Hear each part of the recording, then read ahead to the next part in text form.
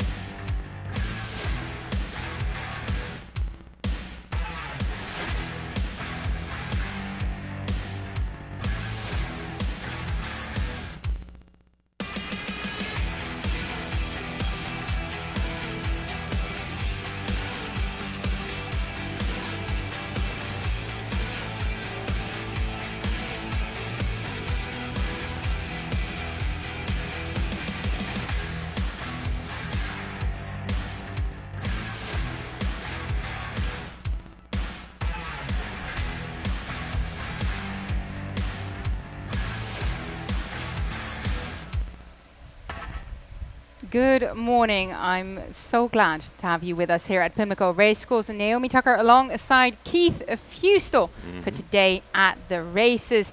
Keith, what a gorgeous day ahead of us here, and a big weekend to look forward to. And a big weekend. Yeah, we've got plenty of stakes action tomorrow. Some quality animals we're going to see tomorrow afternoon. Looking forward to that. But today's card, you couldn't ask for better weather. It is gorgeous. The humidity's down here in Baltimore. And betting card, a little tricky today. I think a little later, last couple races, maybe a little chalky.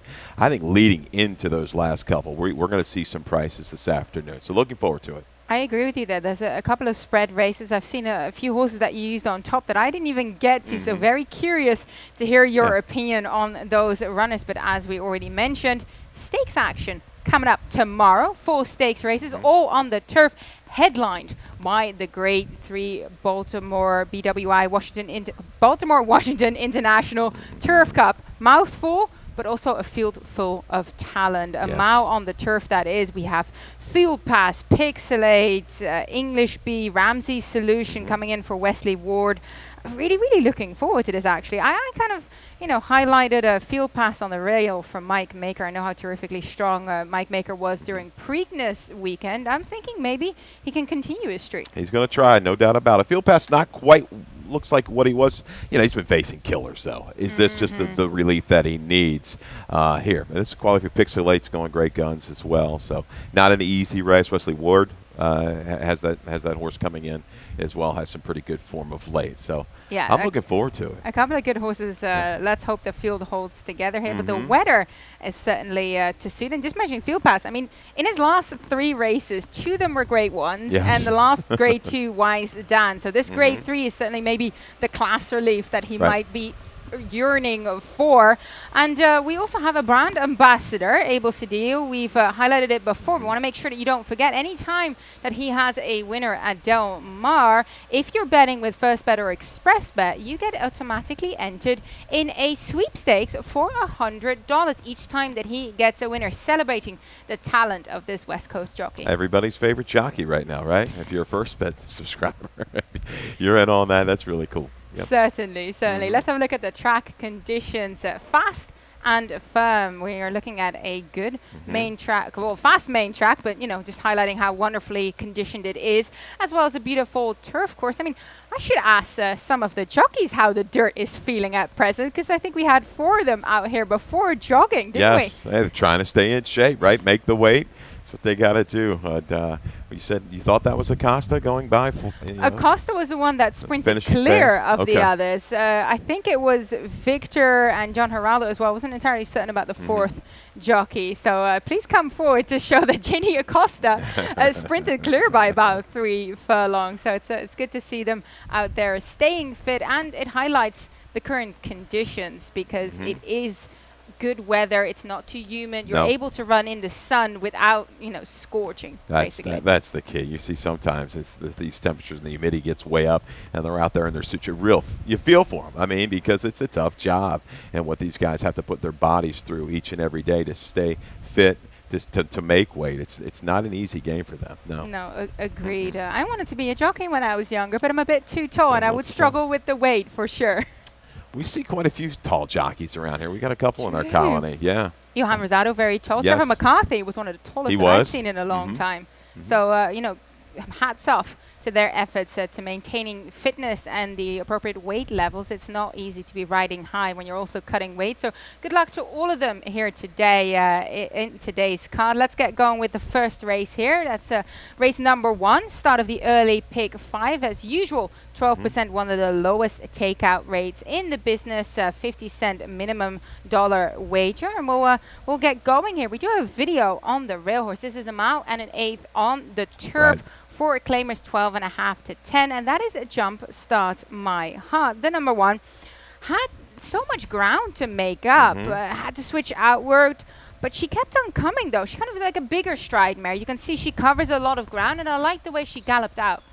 I do, and we've got a couple other horses out of this race dancing with Painter, Lake Parima, but I thought Jump Start My Heart was, the biggest victim, the slower pace. It was her first race back.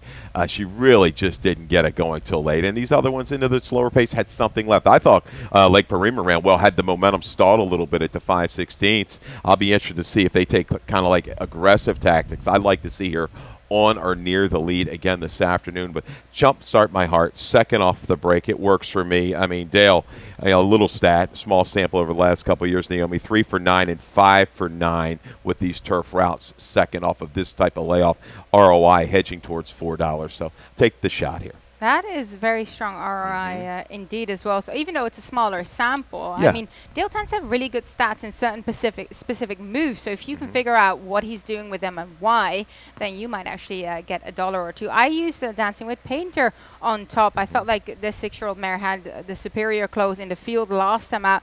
She's been terrific in her 2 starts thus far this year, and I feel like she's beaten some of these before. So let's hope she can do it again. I also used Fed Up, Fired Up in here, who continues to drop down in class. I mean, she started out in the Dahlia Stakes at the beginning of this of her turf season this year. She got in good form latter part, of last year, and she came out running big, 79 by her, then a 76 and a 2 other, good enough. She fell off last time out. Now the drop back to 12.5. The last time we saw her at this level, she absolutely galloped.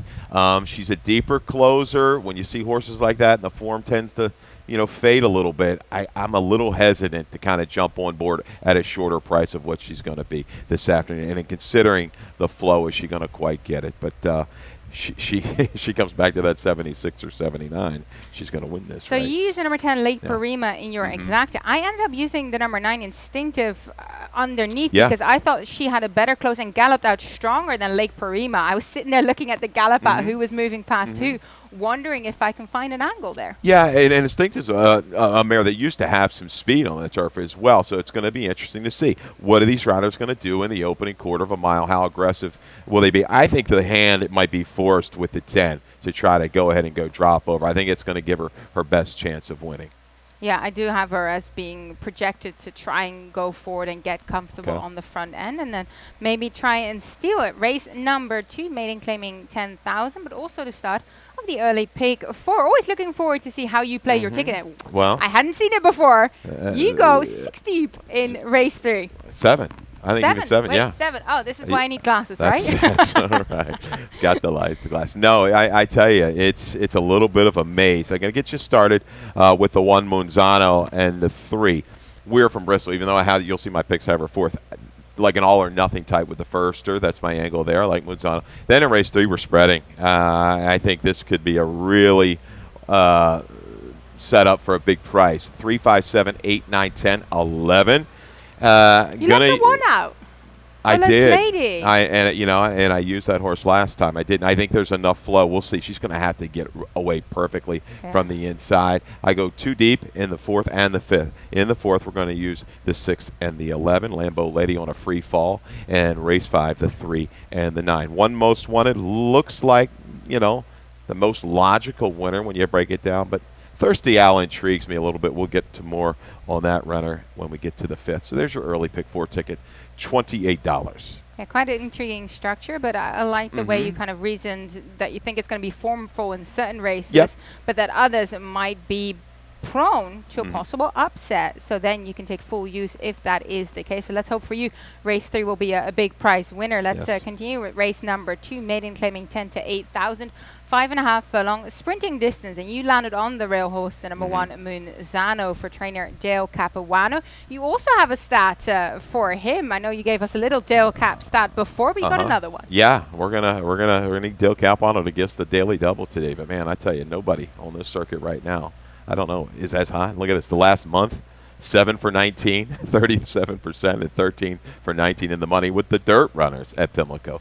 293 is your ROI. Moonzano, a little bit of a victim as well. Slower pace. Peppy and Haywood was able to dictate. I think, Moonzano, he and Pets Knight are going to like a little bit more flow in here. We're going to get it with those Charlestown horses that ran at Charlestown last time, Magic of Love and Don't Dare Me. They're both quick opening quarters. I think it's contested. They kind of loop and swoop here. 1, 6, 4, 3. Talk about the 3. You use the 3 as well. I do. We're from Bristol for trainer Madison Myers. She just won a stake with Grateful Bread at Colonial Downs the other day. Only 1 from 14 with firsters, but we've seen in the past that even if trainers have, a bigger record of not getting them to hit, you can still hit first time out.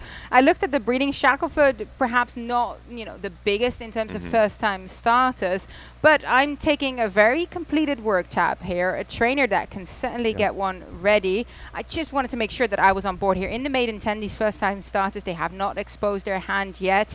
Always want to at least include them. I landed on the number 4, Don't Dare Me, for trainer Anthony Ferrier. Sheldon Russell is, kind of dropping. I'm saying this cautionally. Maiden special weight at Charlestown.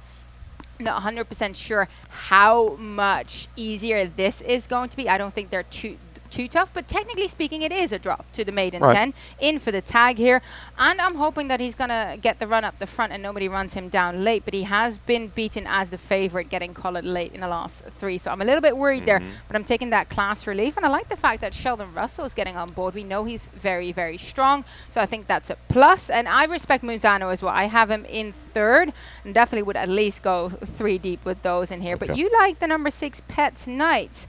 I think he's quite unexposed in comparison to some of the others, and he improved in his last outing in terms of his speed figures and performance. I thought he ran pretty well in debut against the grain of the racetrack, a little slow, wide, rallied into it. Last time we talked about a victim of the flow up front. He's going to get a little bit more speed to target today. I think he'll bring a little stronger rally. Going back to the first real quick for Madison Myers, second down was pretty good. It was 4 for 10, made 80,000. So it's just kind of laying one in there for 10. A pretty good, sneaky good work a few works back at Middleburg. Wasn't a whole lot of horses that day, but I recognized a couple, and this horse was clearly faster than the rest of the group. So we'll see. Madison Myers doing quite well right now. Yeah, no, agreed, and that's why I wanted to be on board, and I include him in my exacta. Race number 3 kicks off the Rainbow Pick 6. We do have a carryover here of $16,420 starting in race 3, as we have 8 races on the card. Kick starts with a turf event. I created a ticket. Let's see how I played. I managed to get a single in with Judy Blue Eyes in race number 7. Let's hope she delivers for me. I spread a fair bit on the beginning section of the card, as you highlighted, Keith. I think it's going to be more formal towards the back section of the card, but if you can afford to go a bit deeper here in race number 3, do so. I use the 5 to 10 and the 11, the 5 Bourbon Wildcat's my top selection. This is the first time on the turf. First off the claim for the Frogs. They've had a terrific meet here at Pimlico thus far. She's very fast early. They tried to get her, the previous trainer, Lynn Asby, tried to get her on the turf last time. Couldn't make it happen, but today is going to be her day, hopefully. And then on the outside, who knows what, dropping from the maiden 40 for trainer Michael Trombetta. First time on turf at a lower level, from that maiden 40 to the maiden 25. And then Philly Creed making her turf debut as well, but kind of like a gaudy speed figure in here, 66 buyer. Jimmy Creed, the sire, not as strong though with his turf sprinter, so we'll see how that fares. But race 4, I nearly got too deep in that race. We have other races too, 5, 6, 8, and 11. It's a bit of a spread race for me in that race. Then race number 5, I go 3 deep there, 6, 8, and 9. The 9 one most wanted my selection there. Bad bumpy break from all angles, basically. Needed to get settled in, stuck in traffic quite badly. Comes through when the gap opens, switches lead late. Just kind of an all over the place run, and I think he can do better for trainer Damon Di Lodovico and his main jockey Horatio Caramanis. Race 6, 2 deep, 6 and the 7 here, that nickel claimer. I think Galazzo is going to do well. He's going to try and steal it up the front as the projected pacemaker in there. I mean, I think there was a scratch on Frankie Murch. I think that was going to help him, and hence I put him in. And then number 7, Salmon Sai. Pair of starts that marked his 2021 debut were very strong. Kind of need to rebound to that level again. And then my single comes in race 7, as I highlighted, Judy Blue Eyes. I think this is her spot. She bested Out of Sorts in her last turf trial. Out of Sorts came back to win 2 races, including a stakes event at Delaware. And that's a form line that's really held up well with Out of Sorts, so kind of weaving through these turf performances. And then in race number 8, I'm hoping that the number 3, Everett Song, seems to be the horse to beat in there, and the number 6, Peterson's Courage, both kind of the higher speed figures that stand above the rest of the field. So I'm hoping that race is going to be formful. $28.80, but maybe go even more spready in race 3, 4, and 5, just to kind of back yourself up here. But this is a good sort of structure to get going with as we go back to race number 3 that I kind of outlined already. 5 furlongs sprinting on the turf. Both of us use the horse that we have a video on, the number 10, Who Knows What, for trainer Michael Trombetta. Just a very troubled trip. Just nothing was seemingly going right for her there. Yeah, it's down trouble inside, had to work it's outside. This little drop is just going to be enough, I think, to put her definitely into the mix. She's going to have some flow to target. Down to 25 today. I think this works. I like Chrome Plated Heart. Miranda's Diamond ran big in debut. I remember that race. I think that might have been previous weekend. So Key's up against the right con. We'll fire. A little stranger here, the 7. Mary Mischief. I'll take a shot, though. You got an Into Mischief they got for 9,000. You're wondering what's going on there. Did you look at the family here? I did actually. Unbelievable. None of the 3 siblings won first time out, though. But she's a half-sister to Freedom Child, of course, a grade 2 Peter Pan fixture. Was a mile and an 8th, though, on a sloppy service. So a little bit the opposite of what we're doing today. Yeah, but I mean, you're looking at Michael Merriman. He's done very well with his turf sprinters. Obviously, you've got Faya. You're looking back with that. It started for 25 first out. Just taking a little bit of a shot. A good recent work out of the gate. I think aggressively. I had her on and off, so I like the fact that you had her on top. I couldn't make all up or my nothing mind type for me. When I see horses like this, I can't reason for them really to be second. So 7, 11, 10, 8. Philly Creed, interesting. You talked about the angle with Jimmy Creed's. Only about 8% with the turf sprinters. Debut was good. Was able to kind of draft up in between horses. Waited, made a move, loomed a little green through the stretch. Now we see what's the blinkers are going to go on. Just not completely sold. It's like a giveaway back, a big number, a 66. Second Dan was good on the turf, though. 6 for 15 in the money with a win or 2.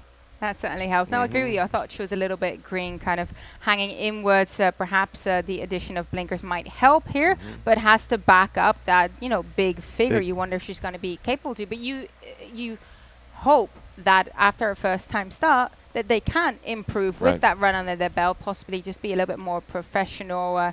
And Ben Perkins has been doing, has had some winners in the past here at Pimlico and can continue to do so. Race number 4, Phillies claiming 5,000. No, it is a 2 lifetime late pick 5 sequence kicks off in this race as well. 5.5 furlong sprinting. And this is kind of, one of those races that you can make a case for a fair few. Yeah. Knowing you, Keith, you decided to go with a horse that might come up a little bit as a price here on the Lambo Lady. Underneath. Underneath. No, I was all over the map, and I said, you know what, I'll give one final shot. Lambo Lady just jamming down. Had trouble last time, stumbled, rushed up. There are some other speed types in here that can cut out a pretty good opening quarter. That Lambo Lady, she's going to have to deal with. She has to break clean. They keep Brittany Russell, when she's done this move down to the nickel, she's 3 for 3. So let's hopefully she can make it 4 for 4. I think Jenna the Boss ran real well and a little bit of a drop. chased the speed the whole way, willingly back to 5.5. Should have the ability to stalk and go into this pace today. The one is my blow-up horse, though, Adabel. You know, a couple bad tries on the turf, never close. 1 for 27, but 5 for 11 in the money. I think Rebecca Labar will just save ground, settle back, and might just kind of steadily grind up for a piece of this exacta at a big, big price. Oh, I like that. I had a price bet in here actually as well. The number 8 Ash Build for John Carlisle. Fresh routine for different barn. She scored her maiden victory at this at the maiden 25 level with a figure that holds up in here. Needs to continue doing well, but I like to cut back to the 5.5 because she struggled with that 6.5 last time out. So I think this is that distance that she clearly relished 3 starts ago. That was her best race in May. Let's hope she returns to that, because if you look at the maiden 25 and then going down to the nickel level, you should figure in there. Technically speaking, and with the 53 buyer holds up in here. Plus, John Carlisle, pretty decent when he gets new trainees in his bond. 28% winners, which I think is terrific. So let's hope she gets it done. But both of us used the number 6 underneath as well. Jenna, the boss. Career best race she ran last time out. Yeah, needed that. Got down third off of a layoff today. Zig, we really like that afternoon. Was able to control things. I think we're going to see Zig also this weekend. But yeah, just wasn't able to make any severe inroads from about mid-turn to upper stretch, but chased willingly to the wire. I think you're going to see Angel Cruz just take a rating hold, because Great Cause, As Built, and Lambeau Lady, they are going to go guns a-blazing, I think, out for the lead. So it's going to be best effort not to get caught up in that early pace battle. I think shortening up a little bit, she'll make the move into it. But I kind of went a little bit against Lambeau Lady, just wanting, keeps on dropping, and yes, you were right, she kind of didn't get away well, then rushed up and then tired, but she never really finished her races that strongly in her last couple. So I'm just hoping that she might be able to do so. I might just get completely blown up with that horse, but I tried, because she's most likely going to take a fair bit of money. She's going to take a lot of money, no doubt, with the connections, but this flow is going to be quick. It's just a race where somebody could just come out of the clouds. There's no doubt. And you made a good point with Asbuilt. I mean, you're looking at those Charlestown, the 2 in lights, you'll see it. Well, that second place finisher, Mabel, came back. That's a 5-time winner. These are horses that have won a lot more races. Okay, so we'll see. Certainly helps as well. We'll take a quick breather, but we'll be back in just a second with the latter section of the card. And they're off. Second in the 2-path. Round off her inside.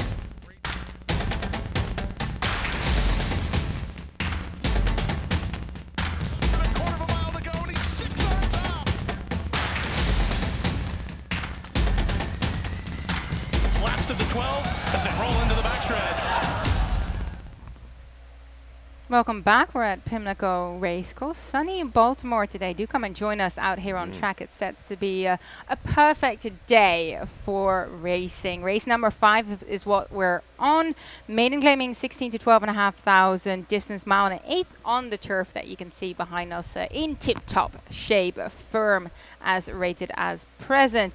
And let's go to my top selection and your exacta horse, the number 9, One Most Wanted, to look at the video of her latest outing, which was at Monmouth on the turf as well. That was a good rated turf that day. She had a bit of a bumpy break from all angles. You can see her just sort of mid-pack there on the rail. Needed to kind of, weave through traffic. There was a fair bit of going on when she was trying to make her run. And you see this happen. His run, excuse me. Jocks are trying to save ground in these turf races, keep undercover and help with that run. Source was stalled a couple times in the race. You saw it there at the quarter pole. Going to come past the 3/16. Again, absolutely nowhere to go. Just waiting. And these other horses are in full flight, especially the horse on the outside the 10. You just can't recover enough and accelerate that fast. One Most Wanted, a couple good races, a good race down to Tampa, 2 races back, I should say. Looks to me maybe the best key for him is to settle and maybe just a little kind of a sweeping move. That way, just keep him wide, and just if you can, about the 3/8 pole settlement and get him out, that might be the best way for him to sustain that run. Yeah, and you actually have a horse in here that we were just saying might be the upset of the field. Your top selection here, Miguel Vera, Thirsty Owl, JD Acosta, who will be very fit riding today, as we saw earlier, sprinted to the wire when jogging. Blinkers go on, first time Lasix, ran in March at Gulfstream Park over a mile as well. Couldn't get into it at all, but this is going to be his second start. Yeah, we see horses move into this barn. They move up. Trainer has a great percentage, 61 to 180-day layoff. He's got an ROI of over $13. Stay Thirsty, so-so on the turf. Bottom side, she broke her maiden in New York. I think it was a state-bred race, maiden special weight race, and yeah, took absolutely zero play for a lower percentage barn in Florida first time out, but got bounced around soon after the break. Overland trip was kept wide throughout, never really got into it, okay? I think this horse comes back, blinkers, Lasix, working forwardly, going to be a different animal this afternoon, just looking for that kind of price. And this is the horse again. I think if he's going to run, he's going to run big. So, yeah, I went back and watched that race. Maybe he got the wind knocked out of him out of the gate or anything. Jock immediately took him outside. He stayed wide and no run. I think this is a brilliant spot of you here, Keith. We'll Let's hope he delivers for you. I use the number 6 favorite Image in my exact. His grass debut showed him in a completely different light at Penn National. Only lost by a head after setting blistering early split, so clearly loves getting his feet stuck into the turf, and let's hope that he continues to do well on the Pimlico grasses. Absolutely. That was a big, big effort. That was second time blinkers, first blinkers on the turf. And you see those internals at Penn, though. They can, the feet rattle up on that turf course. When it firms up, it gets really, really quick. This horse, though, dug in when collared and very game to the wire. Obviously, looks like a little different horse on the turf. But go back to Thirsty Owl real quick. My top selection, I forgot to talk about how key of a race that was that he came out of. 5 next out winners out of that race. Okay, and one of the horses, I think, at second place finisher, recently ran a 92 in New York. That was a killer field that Thirsty Owl comes out of. Unfortunately for him, though, he did get bested by 27 lengths, which kind of takes a little bit away from his feelings aren't hurt now. He's back up here. He's all right. He's recovered. All right, let's see how he fares in race number 5. Race number 6, beating Nickel Claimers, 6 furlong the distance. And we have a couple of horses that were similar. Aside from that, we look at this completely different. Let's start with your top selection. There was a stretch in here, Frankie Murch. I think that kind of relates to the pace setup in here. But let's start with the number 12, which is Seize the Day. He comes out of the same level here and was quite strong towards the wire. Did get beaten by 3 1/4 length, but Confusion Baby Boy was just long gone there. Yeah, I'm going to steal a pick here from El Presidente, Frank Carulli out in Vegas. We had talked about this race. I'd sent up some PPs. He seized the day, held on well, wide every step last time out. Third now off of his cycle, and the key was Frank looking back. I mean, Frankie Murch is out.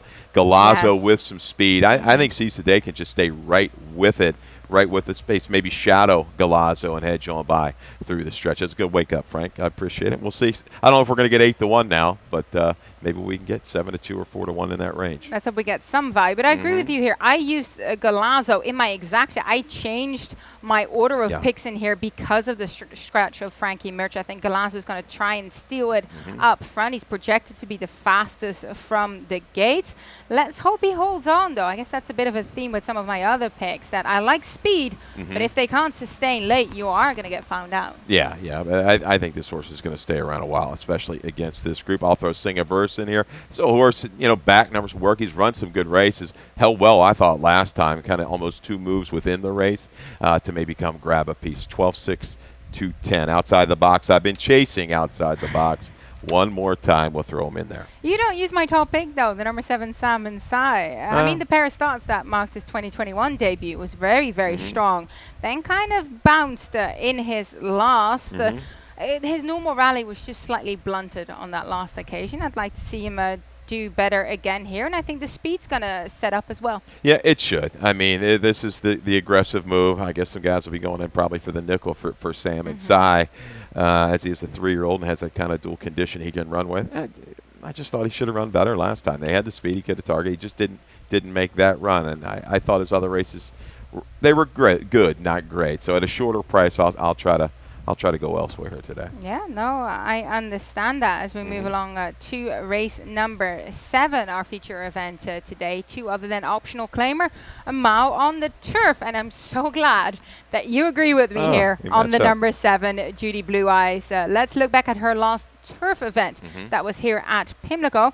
That wasn't the easiest of field. Look who was in there, out of sorts. We like her form line, don't we? Yeah, we do like her form line. She is moving onward and upward for Brittany Russell and company. Big effort up at Delaware most recently. But yeah, Judy Blue Eyes just tracked a very quick pace this afternoon. This is Preakness Day, right? The Yep, 15th. Preakness Day, 15th. And was able to shake clear and hold on for dear life. Backed it up with a good try on the dirt. She's in razor sharp form right now. She catches, I'll say a little bit of a softer two other than I would say. And a mile distance, again, I think works well. So if she wants to kind of shadow or just kind of stalk Quiet Company, that might be the trip. She could be aggressive and try to get the lead, but she's proven right now. I think she's dependable, the most dependable in this group. I agree. I use Quiet Company as well, who's stretching back out to a mile from that 5-furlong Jamila event. So she's going to most likely be aggressively use that speed that she clearly has, set the tone. I guess she'll just have to relax up front and try and last all the way and hopefully hold off Judy Blue Eyes, who will come looking for her. No, I don't think Quiet Company's going to give up without a fight, major fight. You've seen some of those races at the distance, 3 starts, 2 wins in a second. She'll carry that speed. If she's able to kind of clear and relax a little bit, when Judy Blue Eyes comes under, I don't see Quiet Company backing down too much through the stretch run. And I used the number 9, Kiss to Go. I was kind of, like looking at this race and then I looked at it again. You know how you have those kind of times that you look at a race and then you change your mind completely about your horses underneath. I ended up using Kiss the Girl in second because, she was the conniver victress now. That was on the main track, but she's by Into Mischief now. Into Mischief's run on anything. She ran on the turf last time, and I just think that her running style suits the stretch out here as she closed into a weaker pace last time in the Peach Blossom. I think the pace is going to be more decent here today, and that helps her. Yeah, she's tough for me to gauge. I think she's a little bit better on the dirt overall. Buffson loves dropping out of that race at Delaware. Underneath, maybe the exactus. I don't see her winning it. If she's going to blow this up, I will text you. That's fine. I'll take the abuse. I will let you know. I also use I'm Listening, and you do as well. She's not been outside of the prize money in her last 4 starts on the turf. She's a type that will try and take over around the bend and try and put some distance in between herself and the field, but I do think that she'll find some of these a bit tough. She's going to have to, really bring a little bit more of that last 16th of a mile, 70 yards, but I think she's going to sit a great trip. I mean, just to her inside as a horse with no speed. Juliana Maria Go. She'll get that covered up trip and be able to sit and save ground most of the way, quarter pole home, and see if she's got enough left to get over the top. Yeah, as we'll finish things up here with a maiden special rate that came back from last weekend when we did have to cancel due to the weather. 6 furlongs, and I'm looking forward to seeing these 3-year-olds line up. Let's start with the number 3, Everett's Song, highest buyer in the field on debut. Let's have a look at his efforts there. Son of Liam's Map, excuse me, he was looking Americadora, but he was well regarded by the handicappers that day. Took a good bit of money, and as we just saw the break, he was shuffled back early, and in the end ends up on the rail, but that didn't deter him later. Well, ends up sort of mid-pack and then drops back a little bit further. But I thought it was a pretty decent effort, aside from the fact that the buyer highlights it too. But really, as a racehorse, had to get used to being crowded, had to split horses, had to kind of, be comfortable whilst everything is evolving around him. It's hard when you've got, he got bounced around pretty good at the break. Then he moved up in between horses, a start and a stop, a start and a stop. Then he stayed inside, and you commented about this the other day when we canceled. This horse made a big run inside, and then it was the gallop out. You almost maybe don't. But look he at was him really galloping out ears there. pricked and ready to roll and keep on going. So he's going to be tough to deny, I would think, here in the nightcap. You've got speed with American Dioro. I think that horse is going to, with the blinkers on, is going to take the aggressive tactics. Let's go ahead and go. And no real shame in Peterson's Courage first couple tries. No, I thought Peterson Courage, this is a 3-year-old that keeps developing, keeps learning. Never switched leads until later in his last outing. And before that, in that race, I'm a star boy, came back. I want to start sprinting on the grass. Jackie A came back to win. Another 3 winners below Peterson Courage. So terrific form race that made in 40 that he made his debut in. And Everett's Song. My note was that he galloped out 5 lengths in front of the winner. So let's hope he's the winner today, and he can gallop out as much as he wants, but have his nose in front of the wire, right? We're not going to get much value. I've got him line 3 to 5. Maybe that's a little too aggressive. But Peterson Courage going to get plenty. And American Dioro, I think, will attract a little bit more as well with the blinkers on. It looks like the main speed. But Everett's Song, he showed that early burst after that bad break last time, so it might be tough to leave him off the front end too if he breaks cleanly, because you saw the turn of foot that he has. Yeah, I thought he was very professional in his debut, and also just a fair bit of talent, how he navigated everything and then kept on finding well after the wire. As we'll continue with a bit of lightning round for this week.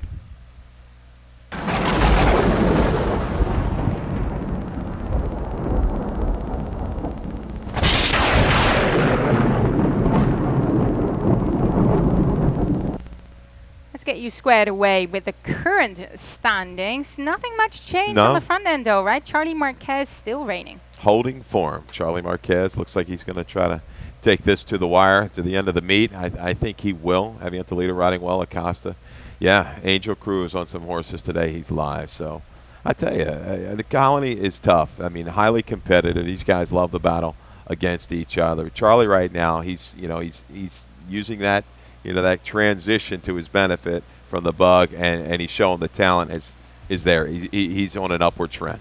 Yeah, he's been riding terrifically, and indeed was able to navigate losing that weight allowance, now being a fully fledged journeyman, and still continue to boot the winners home. As far as the trainer standings, similar story, I guess. Claudio Gonzalez still on top, but we're always kind of looking who's in second. Dale Capuano, 15, tied with Kieran McGee. Jamie Ness right on their heels, and the stable of Jerry Robb. And Jerry Robb, all very good. We talk about it time and time again. Very capable trainers. You wouldn't go wrong with any of them. If you're an owner and you're thinking, hey, let's get into the game, you've got them. You've got Brittany Russell. You've got Damon DeLudovico, Mary Epler. I don't want to forget anybody, but the list goes kind of on and on and on around here. So, you like Brittany Russell. What about wonder what Craig is? I saw that buyer the other day. 102 from that race for Brittany Russell's horse.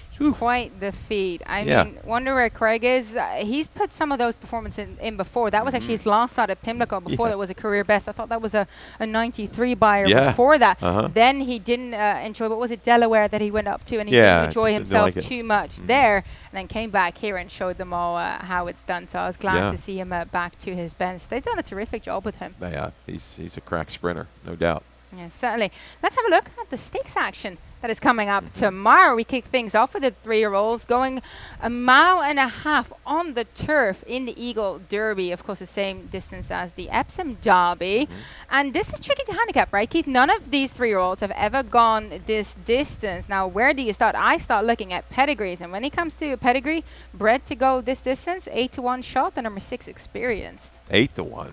I think it was 8-1. Yeah. Don't tell me that. I thought I made them 5-2. Was it? Then maybe I copied your. I always copy them in from your email. Wait. I can look up Please, the he's supposed to be accurate about 5-2. the accurate one in here. Let me do that really That's quickly. on me. I copied them from your email. Let me have a look. I might have. No, you're right. 5-2. I must have copied them.